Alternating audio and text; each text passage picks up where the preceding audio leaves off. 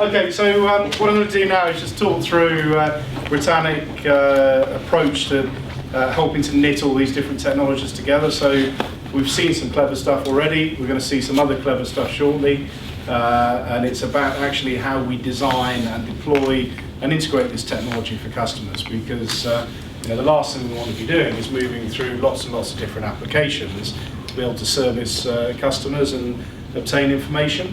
And as part of this presentation, Steve is going to do a live demo, and within that we've also be able to show you the integration with the BizView technology as well. So how we're bringing all of these different streams into the Mitel contact center. Well, that's the plan anyway.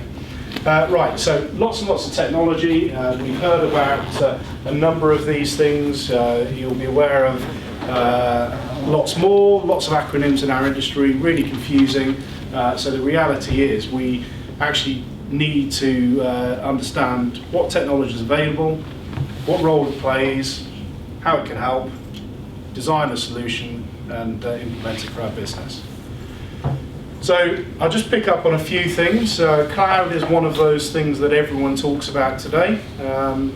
This is our demo system, so we're already getting feeds in, which you can see the BizView communication into our demo system there.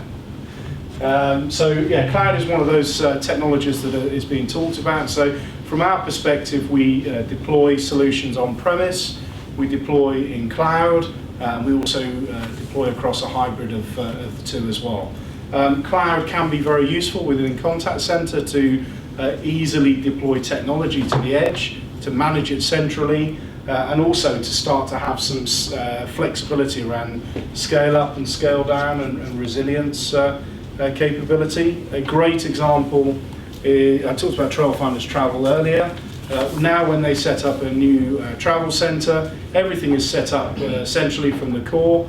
They go to site, they plug in a router, they plug in a switch, deploy the phones, and the system's live. They've already pre-tested it. So the IT director, Matthew, is quoted as saying, clearly the link needs to be in, but subject to the link being in, the data connection, he can liven up a new travel center in 10 minutes. So this is really impressive, fast deployments of technology. And of course the other thing is it means I don't have to have individual solutions on each location anymore. So I get the benefit of scale, economies of scale, and shared technology usage across my business.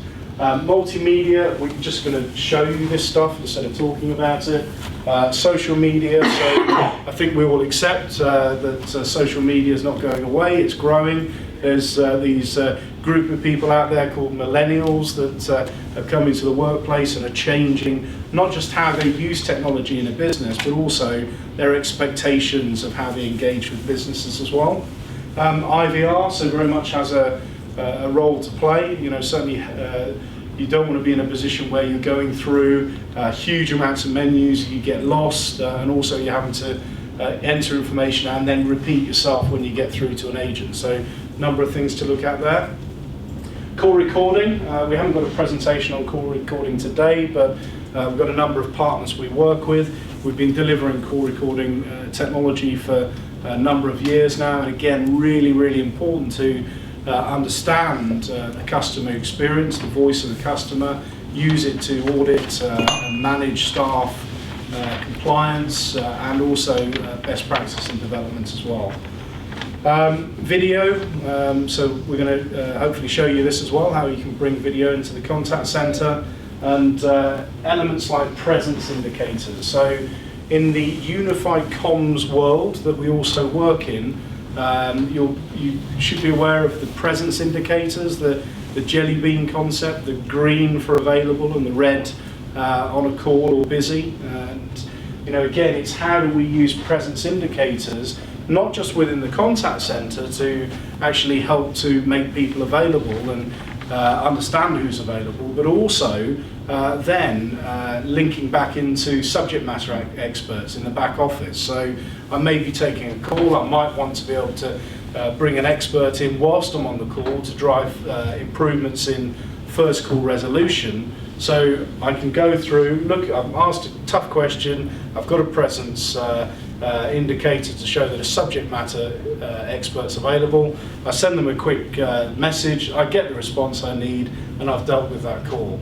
And we're going to show you how we actually take the presence, and not only do we use that great technology within a contact center, but importantly we also can extend it to customers as well. So when they're contacting us, they can start to look at presence and availability and queue times of people in the contact center. We then might want to change our channel that we're going to go and use to interact with that business, depending upon who's available and how long it's going to take to deal with my inquiry. CTI, I've got a couple of slides on that. Same too with SIP and WebRTC. So those are some of the technologies that we'll talk about. So, Britannic, we very proud to have won awards for system integration. We started working many years ago, approaching 20 years ago, when customers wanted to link software applications and phone systems. Simple examples of CTI were a telephone call comes in, a dip is done into the database, a match is identified, and a screen is displayed of that person who's calling you. So now I'm not having to go through and ask a whole load of information. Yes, I can verify who's on the call, but I'm straight in accessing the information I need to deal with that inquiry. So that's been very successful for us. We wanted to make it easier for customers, so instead of having to do bespoke developments and integrations each time, we created a middleware layer, so the whole integration piece was quick and easy and more cost effective for people, and that has enabled us to then use this middleware to integrate across a whole range of different phone system platforms. So I think it's 65 phone systems that we integrate with today, 60 different CRM or line of business applications, and we can also then use this layer to actually pull together what could be a mixed estate of different phone systems, different software applications, and actually drive ease and improvement to the people who are handling the calls and the contact with your customers. So clever technology, and very much got its place. Who uses CTI in their business today? Yeah, not many then. Okay. There's a whole load of benefits. I'll make these slides available after this presentation, but definitely reduces call handling time. The other thing it definitely does is it enables you to start to use the idea of scripts or prompts to tailor the interaction that you're going to go and have with customers as they're calling in. So we've used this with customers to help them drive growth in sales, reduce the cost to serve, and as we heard earlier on, also share the best practice and skill set across the team as well. So lifting up the capability of the contact center. Okay, the next piece I'll talk about very briefly is a good acronym for us, SIP. So this is Session Initiation Protocol, which doesn't mean a huge amount.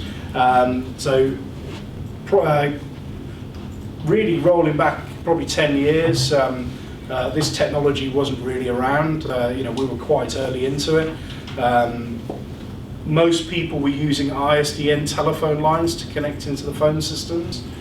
SIP ultimately is a replacement of ISDN. So BT have announced that they're turning their ISDN network off and everything is going to be going over IP, over SIP. So ultimately this is the ability to route telephone calls over a data network as opposed to a traditional telephone network. Why is it important? Well, as people move to the cloud, what we then need to do is we need to be able to have an interface to be able to make and receive telephone calls. We have the ability now of actually having a BCP layer, a DR layer, where we can reroute calls wherever we need to. We heard about the need to present telephone numbers, so again with a SIP network we can look at the numbers that we present and actually give out, whether it's individuals or whether it's groups. And additionally, what we're able to do is we're able to connect this SIP line or this SIP network into customers' databases as well. So at exchange level, before it's even hit the system, what we're able to do is to say, okay, we've got this call coming in, who's the customer, what are their preferences, and where are we going to go and distribute that call? And then we've overlaid this with some clever technology, so things like PCI compliance, so an application that sits over the top of the SIP network, so as calls are coming into the business, we're able to offer a service where a customer can punch their card details in on their phone, the codes are suppressed, the integration is then done with the merchant, and that payment is processed and taking out of scope for your own PCI requirements. So PCI is a growing trend and requirement from a compliance perspective, and it's a technology that we're able to overlay on this SIP infrastructure. And certainly this is where the market's been going for many years, so all the major manufacturers and service providers and carriers have been developing using SIP at its core for some time. And then it's about how you bring together and you bridge these different communication types and applications and tools, and SIP is the mechanism for doing that. Okay, WebRTC, we're going to show you this stuff. So web call is a product that we're taking out to market, and ultimately what we're able to do is to have a link on a website that a consumer is browsing to. They might now want to phone somebody, so they click on an icon and a button, and a call is made straight into the contact center. Okay. As the call comes in, we're able to see the page that the consumer is on as well. So straight away, not only am I taking calls and providing what is a free mechanism for customers to contact me anywhere in the world from a browser or from a mobile application, now I know what they're looking at on the website as well, so I've got some context to the call. And again, I think the important thing that we look at is how do we make technology accessible and easy to use for a customer, for our customers, and the end consumer as well, right? So if we had a telephone number that you had to look at and read and dial in, it's a little bit harder. If you've got a button that you click on, it's simple, straight into a telephone call. Now, what I would like to be able to do, and which we can do with this technology, is have the same icon on any single page, but actually choose the direction and the route that that call takes based upon the page that somebody is looking at, or the progression that they've made through a process, a web process that we're delivering. So I can have the same icon linked to different pages and then determine which queues and paths those calls go into, and all of that can then be managed through the contact center.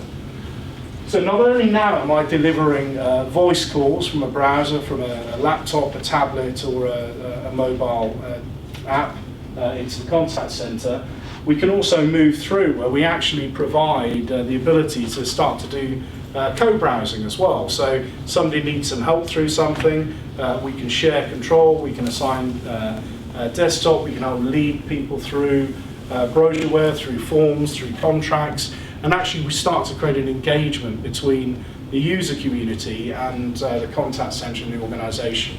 And this can go right through to providing video as well. So again, I can have hopefully we'll see this, I can have a link where I can click and actually initiate a video call into the contact center. So we'll see this more and more. There's a number of applications for this, and one of which is within the banking world, so looking at mortgages and loans and approval process, where you can actually have an expert sat, and you can then bring customers in over a video link and look at people when you're going through the application. So some interesting things, interesting technology that's coming. As I said, the projections are, I think by 2020 this market is going to be worth 4.7 billion, WebRTC as a technology, and 60% of the $2 billion worldwide internet users by 2019 will have used WebRTC to interact with organisations. So this is something it's important, it's happening, it's coming, and we've secured the first order for a customer where we're now going through and deploying this technology in a live environment. Okay, so just before I hand over to Steve, joined up world, importance of integration. So looking at the customer, the end consumer of our services, and our customers, and whether it's the contact centre, whether it's back office staff, whether it's home workers or mobile workers, how do we actually join these different communities together? So there's lots of different technology, as we heard, that's available. So first thing is we want to support device of choice, so provide different routes in. We then want to look at the different channels of communication, but we want to make it easy for people to move through and select these different channels. We need a mechanism, an engine to be able to interface and connect these things and then manage it all as well. We definitely need to consider compliance, so whether it's a quality management framework or process that we go through, whether it's security requirements, or whether it's the payment card industry compliance as well. These are all important aspects that we're looking at with customers. Then it's the infrastructure. How do we connect? How do we connect these different channels and devices and services, and how do we manage it all? So whether it's in the cloud or whether it's on-premise, we're able to deliver these solutions for people. And the final piece is how do we then bring that information through the different business systems. So you've already seen some of this with Alex, with BizView, of dipping into different applications and providing that information for managers and for staff in how they interact with customers. It could be integrating with the CRM systems, ERP. It could be looking at workforce management, call recording, and indeed the reporting mechanisms through the Mitel Contact Centre. So with all of that, what we're doing is we're delivering choice. We're looking at presence of people, so we're connecting people conveniently and in the right way, in the right time. We're also looking at self-service and automation, so we're trying to look at how we can deliver efficiencies in as well. We're understanding within the database and skills that we've got within our teams, skills, capability, preferences, and then we're looking at how we join up effectively our customers, our consumers, with our business, our staff and resources to ultimately deliver improved service experience and indeed more profitable business as well. So that's the challenge that we face on a daily basis. There's lots of technology, lots of acronyms, demand for new ways of contacting organisations, compliance things we need to consider, existing systems, new technology, different environments, how we integrate with the business systems so we're actually delivering a joined up experience and we're not having this disconnect between applications, and how we do it easily and effectively for the staff as well. So how do we do it? We're going to show you the stuff, but we also run discovery sessions as well, where we go in, we talk through what people are trying to achieve, we talk through the different channels and demands and voice of the customer, and we start to work out a plan. So where are we? What challenges have we got? What are our objectives? Where do we want to get to? And then against there, we're able to start to build a way forward and then start to join up these different technologies to deliver a solution for customers. So benefits of integration, there's lots. Ultimately from a business perspective, if you get it right and you deliver great service to your customers, you have the benefit of improving the customer experience and reducing the cost to serve as well. So it's a win-win. Customers are happy, businesses are happy. Okay? So I think without further ado, I want to hand over to Steve, who's going to do a demonstration. And this is something that I know he's been looking forward to this bit. So this is something that we built for an exhibition a few months back, and it was really looking at how we show the capability of all these different technologies coming into a hub, into the Mitel contact center, how we connect into a CRM system, how we provide presence indicators and accommodate this omni-channel experience that people are looking for, and also show some of the new things that people are asking about, the social media integration, things like web chat and WebRTC. So the solution we built was for Call Center Expo, and we actually built it around a pet insurance company, because we were looking at the demographics of the show. Financing insurance was one of the biggest. So this is actually a live website. It's just something we put together. It's not the prettiest website in the world, but what it has is all of the communication channels that can be accessed through this website in a live system, so that Steve can now show you how it works. Thanks, Jonathan. Told everyone what my web page is. So we put this together as an example of a customer's website, and on the right hand side are the different methods of contacting our contact centre. I think we're going to assume that an agent can take a phone call. I'm not going to show you a phone call today, but there's SMS, there's a number you can ring, there's an email address you can send a message to, or a Twitter handle you can tweet to, and then we've got web chat and video share down the bottom. And after each one, we're feeding in from the contact centre the estimated wait times on those different channels, so your customers can see how long it will take to contact you via those methods. We could, if you want, put on the number of available agents within each of those media streams if you wanted to. An agent receives a phone call on their phone or on their soft phone, and then they answer it to take it, and then they hang up when they're finished, and the system can manage how many calls they've had, and they know when they're busy based on the activity of that phone. So to manage multimedia, the Mitel product gives the agent this client into which web chats and emails are sent into for them to accept and then work on and then send and reply, and then knows that they've received, dealt with and finished an interaction, and uses that to create the reports, integrated reports across the voice and multimedia against your agents, and also to manage who gets the next multimedia. So if someone sends in an email and I'm at lunch, it'll send it to my colleague, I come back, I'll get the next one. So if I send in some messages, you'll see how they appear to the agent.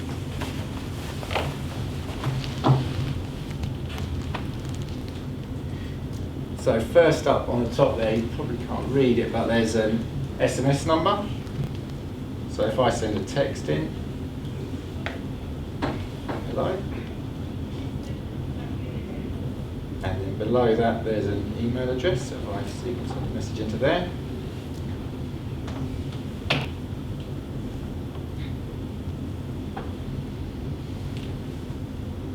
Okay, so they should be whizzing through the internet right now. Don't let me down.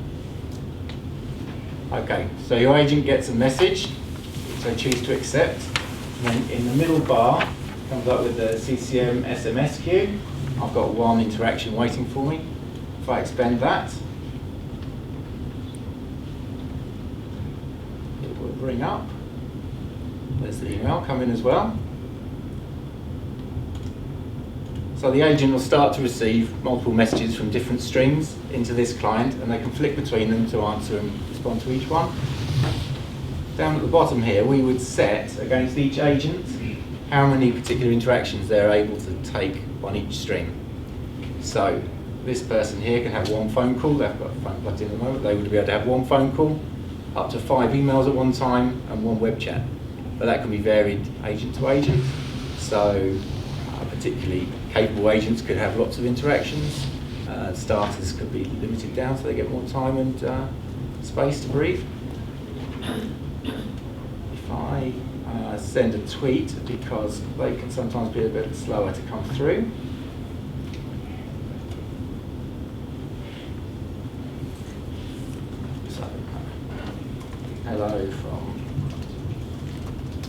begins. So if I send a tweet, we're using BizView in the background to pick up or monitor Twitter. It's going to pick up the keywords within that message, which is my name, and then it's going to bring that into as an email into the contact center client, the same as an email or a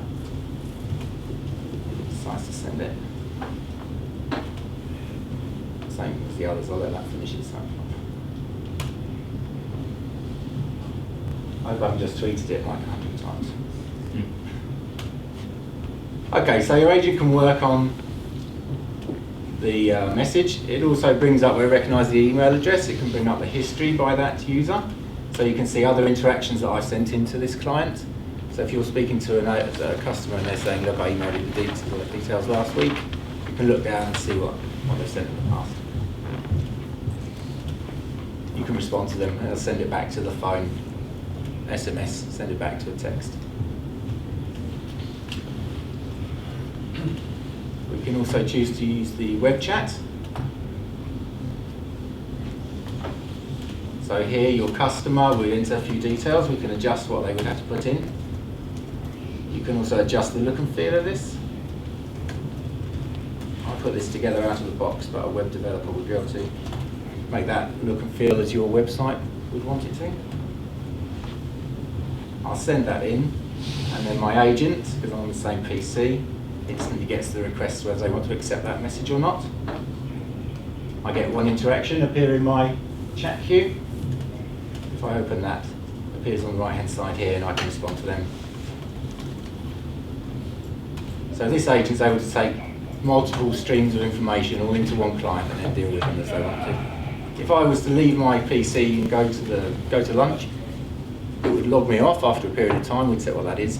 All those interactions which are queued against me would then get put back into the queue and then go to my colleagues when they were available. So I wouldn't be lost.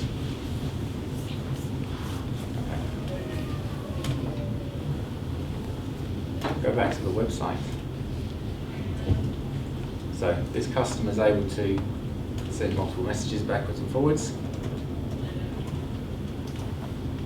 and then close down when they're finished. Okay, we've got, which Jonathan was talking about, click to call. So obviously we could dial the phone number, which is written there on our mobile phone or from our desk phone. In this instance, we've made the number clickable. You could put it as an icon next to the number or something, which could, when we click it, I'm going to establish a call into our contact center. So I've got people who sit in our office taking calls from our customers. I've set their number up behind this, so when I click this, it uses Google Chrome, which is my browser, to establish a voice call to them. So cross your fingers and that's it.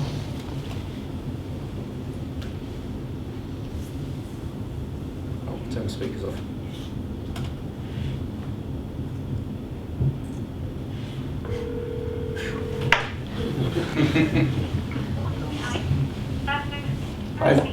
Hi, Karen, it's Steve Higgins here. You're in front, yeah, very well, you're in front of 30 people.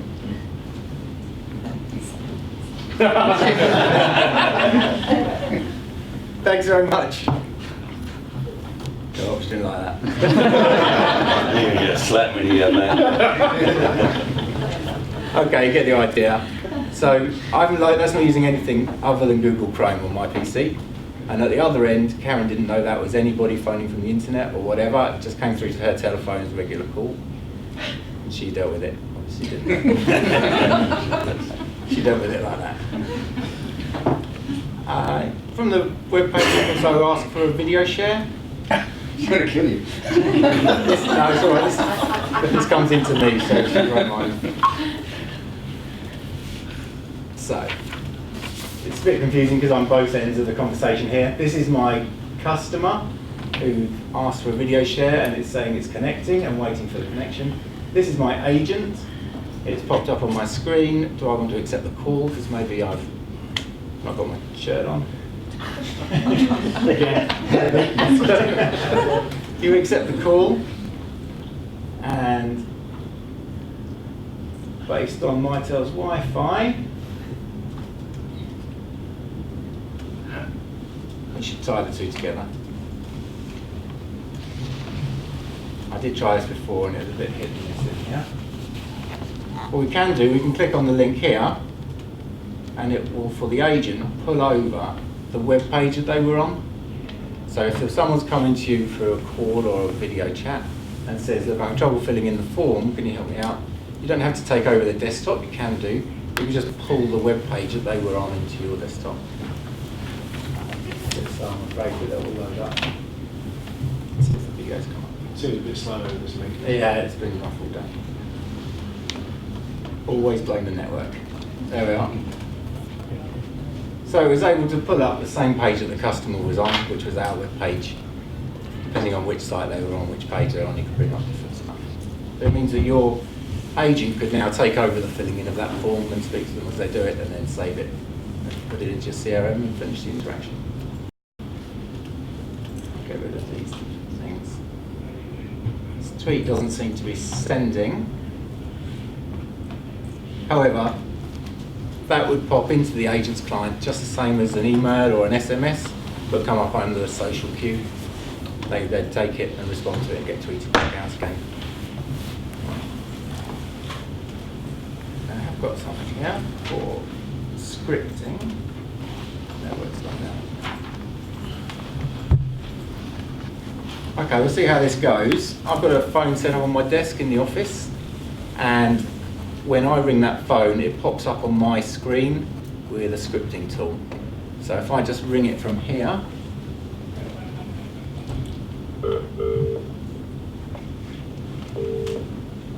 it's not working, it's lost connection.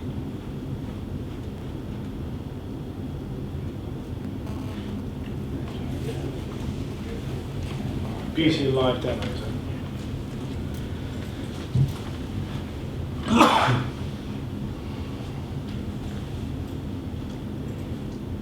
Okay, that was rather disjointed. It popped, but it was slow because the network was down. I phoned my telephone and it's popped this screen. Unlike what Danny said, this is designed to talk your agent through what they have to say to a customer and what they have to ask. So let's pop this up. Depending on which line I've pulled in, it will be a different page, different questions, different requests. The system says that I have to say, thanks for calling Britannic Insurance. This is based around pet insurance again. My name's Steve. Can I help take some? Can I take some basic information? So, as I take their information, I type it in, and it edits down here. Thank you, unknown Higgins. So then I say, thank you, Mr. Higgins. Can I ask if you're calling about a cat or a dog? What's the name of your dog? Are you calling about insurance or veterinary services? As you skip through, gives a prompt to remember you mentioned the latest deal, 10% off, whatever it might be, depending on which path through the script you're taking. Enter your address.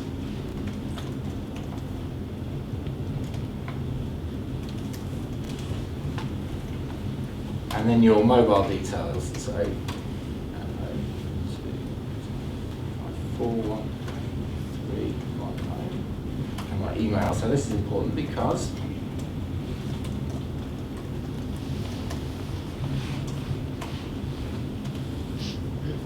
that finishes up the call. You can obviously make that longer, more options, more routes and paths through. But as I finish it off, what we've built onto it, click finish. Right. As you finish it off, it's taken my mobile number. It can send us an SMS saying, "Were you happy with your service today? Would you mind answering a question about your service today?" We can respond to that through an SMS on a scale of 1 to 9, or whatever you've chosen the responses should be. If that response is low, we can prompt them again. Would you like us to contact you about this? Would you like us to come back to you again about this? We can also send an email as you close down the page. It's gone now, so it should come through on the moment. Okay, there it is.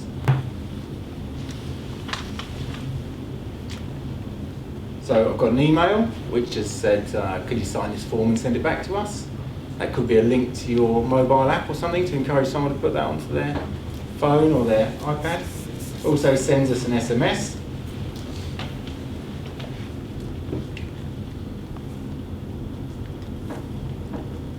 which says, many thanks for contacting us today. Do you mind answering a brief questionnaire? If they answer high marks for you guys, then you can flag that up against the agents and pick out particularly good things that were done or said. If it's particularly bad, you can offer them a recontact, a phone back in, speak to them again.